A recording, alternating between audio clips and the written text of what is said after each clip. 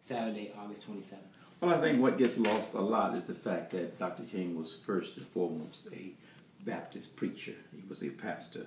And in fact, all of his efforts were spiritually based. And as such, then, I felt the need, on the one, because of who he was at his core, that is a spiritual man, that there needs to be a spiritual dedication, blessing, and consecration of the monument grounds prior to the official unveiling.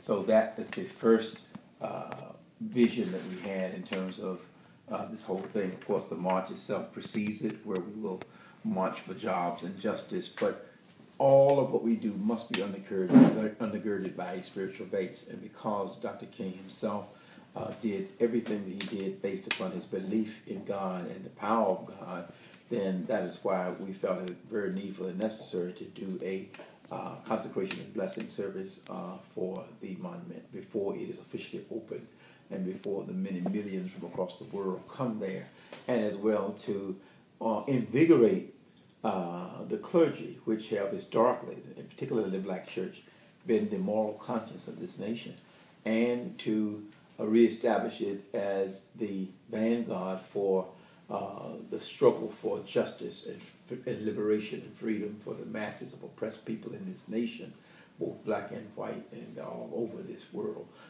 And so those two factors are primary to this whole effort, so that it is, on one sense, a march in the legitimate sense that Dr. King did so many hundreds of marches during his lifetime, to at a time when what I call the paradox of progress, where we have a black president and yet our community is at the bottom of the list in every negative that you can name, and continues to get worse. I just had some statistics just last week, for example, that the median income for whites is now 25 times more than African American community. When you consider the number of home foreclosures, when you consider the number of people who are out of work, it's a time we certainly need to reawaken and reinvigorate the same kind of efforts that Dr. King put forth, because in fact, in many instances, our people have been put on the back burner, and no one is speaking for the concerns and needs of our community, and it must be done. And so hopefully and prayerfully, this will be the impetus for a revival, if you will, of the spirit of Dr. King, in terms of willingness of the masses of our people to stand up and be counted and fight for justice and fairness and equality in this nation. I know one of the goals of this consecration service is to create a think tank amongst the clergy and the black community and the black church. What things do you think that we can do once the march is over, the consecration is over, the event is over, and everybody goes back to their respective places? What things that can we do to keep the spirit that will be raised in this revival going after the event is over? Well, one of the things that I hope to do, and because we have pretty much all of the major denominations represented, we will have the bishop from the AME Zion, and the CME churches. We will have the bishop of the Holiness Churches of America. We will have the president of the Progressive National Baptist Convention. We will have the president of the Baptist Ministers Conference. We will have all of these individuals, so that we will hopefully meet while we're here and begin to strategize, because we all know the kind of economic power that exists in the black church. We can forage an effort to create some business and some jobs and begin to mobilize and organize, so that that's what's critical. I think if you talk about the life of Dr. King, that's what he did across the length and breadth of this nation. He met with clergy from various denominations, and they worked together. We need to take it to a new level at this point in our history, and prayerfully that's what will come out of this, where we can begin to strategize politically, economically, socially, in every kind of way imaginable, to make life better for the masses of oppressed people in this nation. You're listening to the voice of Reverend Willie Wilson on WOL 1450 AM, where information is power. Pastor, I'd like to ask you this. Give us a rundown of what's going to happen on the 27th, starting in the morning. In the morning, we will start with a march. The march will go from the Lincoln Memorial to the Martin Luther King Memorial. Prayerfully, I don't know how many people will come. I know that we have buses coming from across the country. depending on the crowd, I guess will determine how long it will take to make that 1.1 mile trek. There will be 2 stages. One at the Lincoln Memorial. On that stage will be governmental officials and leaders of organizations, etc., who will make comments in the same spirit that Dr. King brought labor and youth and workers and all the various segments of the community together. Those various groups will be represented on that first stage at the Lincoln Memorial.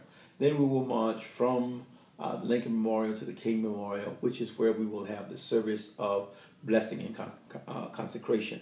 As I mentioned earlier, many of the leaders of various religious denominations will participate in that service, interspersed with entertainment. We have Sweet Honey in the Rock, which I'm sure many listeners know about for their traditional spirituals and tremendous harmony. Sounds like the polyphonic harmony of our South African brothers and sisters. Is so beautiful.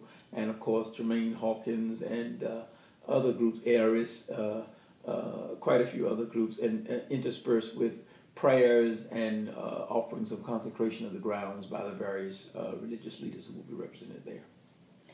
We know that you are no stranger to this type of work and the role that you played with orchestrating the Million Man March. That was another historic event that took place here in our nation's capital. Why do you think events of this magnitude are important for people to experience, especially people who are of a younger generation who might not understand the struggle from a perspective of marching and rallying and gathering all of us up together to work together? Well, I think the greatest thing is the power of the Spirit. You know, when we did the Million Man March, for example, we had no idea with all of the problems, and I believe there's a whole book that could be written about all the adverse situations and circumstances that we had to overcome. But in spite of ourselves, it was what theologians call one of those kairotic points in history where God moves and you know it was God, because there's no way could you have done. I can remember sitting in a hotel room at 4 a.m. in the morning and someone knocked on my door and said there are already 300,000 black men out on the mall.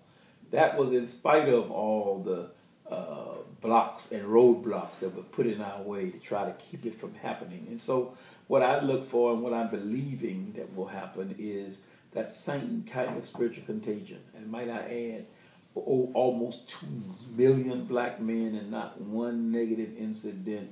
I believe that, again, that was the move of Almighty God. And I'm looking for the same thing. We're asking all the churches in the area to come as a congregation and bring their banners. We're talking about a revival here. We're talking about something that our young people, most have never seen. And that'll light a fire. You know, as it has in the past, it'll do it again. You know, there's one of the prophets in the Old Testament that says, hitherto in the past hath the Lord blessed us, and he will bless us in the future. And so it is in that same sense that we're coming together through the work of Reverend Sharpton and others who are working very hard to organize this effort. We're talking about a revival of a way of moving as a collective, as a group of people, to make a difference. And for the young people to see that and to see it in action and to know what it is. Because in a very real sense, the same struggles that we had then, we have now. We have not overcome.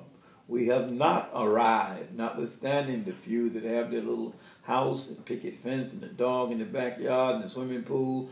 The majority of our people are still living at or below the level of poverty. And someone has to speak. Dr. King spoke for those who could not speak for themselves. It is those who wear the same cloth today. Challenge and opportunity and commitment to stand and speak as he did. All right, that's it.